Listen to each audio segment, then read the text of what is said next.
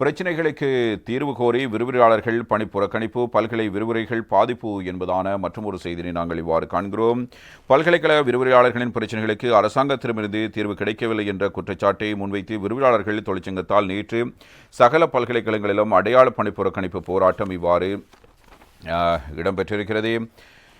அவர்கள் முன்வைக்கிற மிக முக்கியமான காரணமாக இந்த புறக்கணிப்பின் காரணமாக சகல பல்கலைக்கழகங்களிலும் விரிவுரை நடவடிக்கைகள் உள்ளிட்ட செயற்பாடுகள் பாதிப்படைந்திருக்கின்றன. பல்கலைக்கழக விரிவுரையாளர்கள் நாட்டை விட்டு வெளியேறியமை உள்ளிட்ட அவர்களை முறையாக ஆட்சேர்ப்பு செய்யாமையின் காரணமாக தோற்றம் பெற்றுள்ள விரிவுரையாளர்களுக்கான தட்டுப்பாடு, சம்பள பிரச்சினை, பல்கலைக்கழக கட்டமைப்பில் உள்ள வசதிகளை மேம்படுத்தல், பரிசோதனைகளுக்காக ஒதுக்கீடுகளை தொடர்ந்தும் குறைந்த மட்டத்தில் பேணப்படுகின்றமை உள்ளிட்ட பல்வேறு விடயங்களை அடிப்படையாக கொண்டு இந்த பணி புறக்கணிப்பு முன்னெடுக்கப்படுகிறது. இந்த பிரச்சினை தொடர்பில் பல்வேறு சந்தர்ப்பங்களில் அரசு அதிகாரிகளுடன் பேச்சுவார்த்தையை நடத்தியிருந்தாலும் அதனூடாக எந்தவொரு சாதகமான தீர்வும் கிடைக்கவில்லை என்றும் அவர் சுட்டிக்காட்டியிருக்கிறார்.